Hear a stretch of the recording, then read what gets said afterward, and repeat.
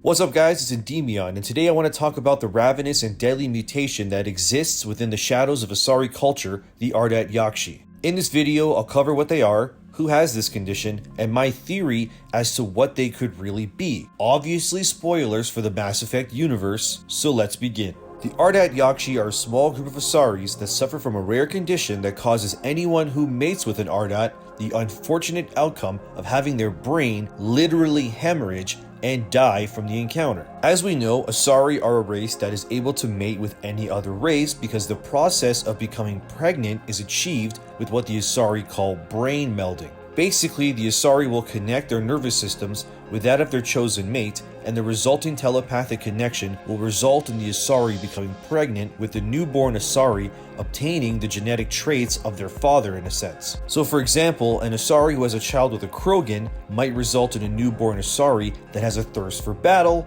increased durability or strength when compared to pure-blood Asaris. However, the conditions that must be met in order for an Ardat Yakshi to be born are interesting. Ardats are born when two Asaris mate with one another, with each Asari being purebloods. A pureblood is essentially an Asari whose genetic structure is purely that of their own species, meaning the resulting offspring of the two Asari doesn't gain the genetic upper hand of mating with another species. The birth of purebloods is actually looked down upon in Asari culture, as it's seen as needless and a waste in their opinion because the offspring doesn't gain any advantages. But when two purebloods mate, that's when the genetic conditions are met for the birth of an Ardat Yakshi. When an Ardat Yakshi is discovered to be born, it's usually once the pureblood is at least mature enough to be considered a young adult, as the condition almost conceals itself in the childhood and young teenager phases of the pureblood's life. So once it's discovered, it's already too late for anything to really be done about the condition.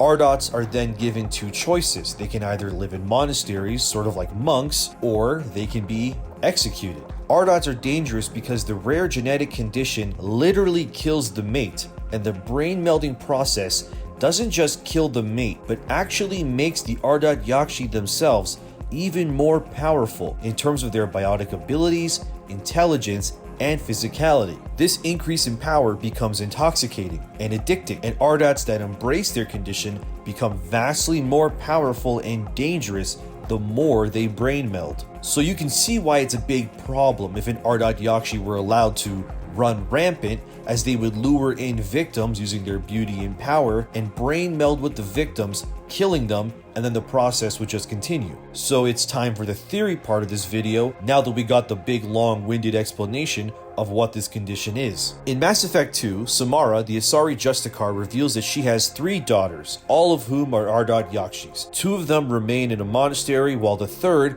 Morinth, is basically a serial killer. So during the loyalty mission, Shepard can meet up with Morinth, get lured to Morinth's apartment, and Shepard can either side with Samara and have Morinth killed, or have Morinth kill Samara and assume the identity of her mother and join your team, which is wild. But there's something during this encounter that is really interesting, and that's when Morinth tells Samara that the Ardat Yakshi are the genetic destiny of the Asari, which had me thinking that the Asari culture must know more about this condition than they're letting on. This wouldn't be the first time the Asari have withheld information from the galactic community. I mean, they had a literal Prothean beacon hidden in plain sight on Thessia that ended up being instrumental to the Reaper invasion, and they simply didn't tell their comrades this at all, which can make you wonder, what else are the Asari hiding from everyone else? But back to the Ardats, when Morinth says that the Ardat Yakshi are the genetic destiny of their race, I end up having a few questions and thoughts.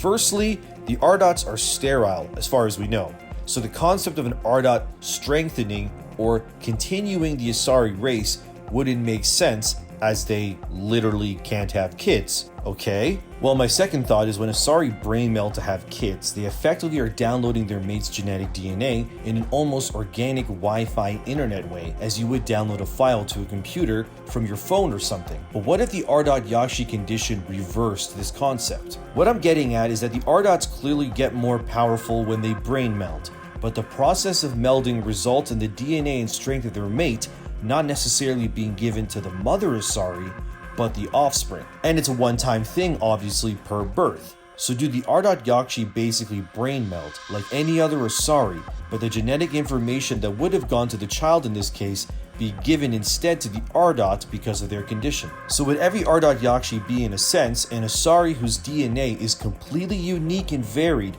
based on who they mate with? Like if an Ardot mated with 10 humans, 5 Krogans, and a Turian, if you were to take their blood, would their genetic structure show the proof that their DNA is now not a pure-blooded Asari, but now a literal melting pot of human, Krogan, and Turian DNA, meaning that every time an Ardot mates with someone, their genetic structure becomes more varied, unstable, and unique?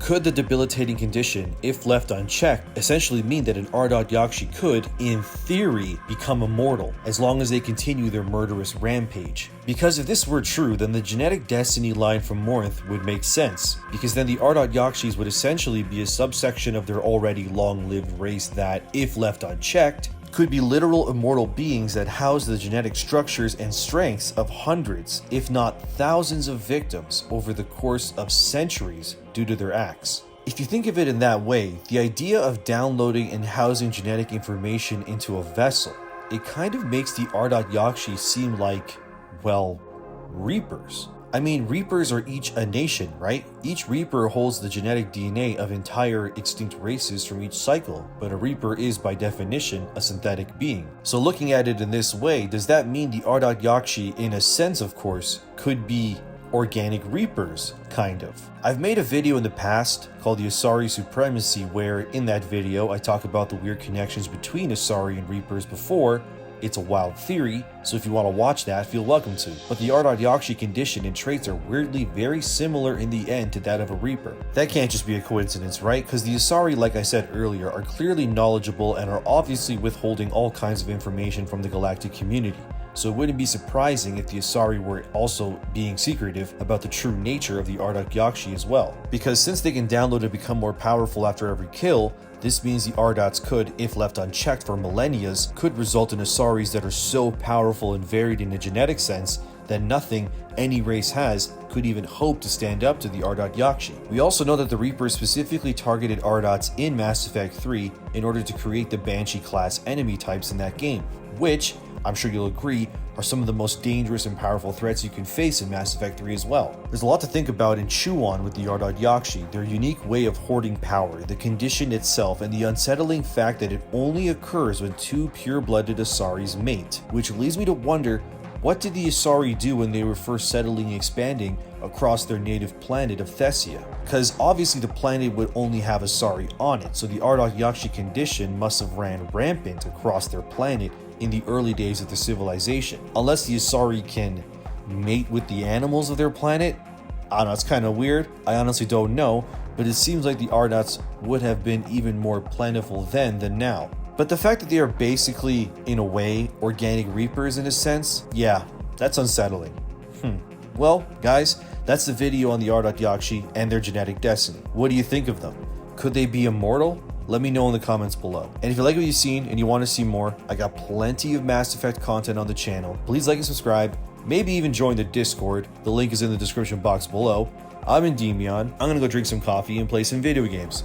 And if you didn't know, Samara is actually voiced by Billie Eilish's mom, which is just a weird fact for you, but there you go. Anyways, thanks for watching. I'll see you in the next one.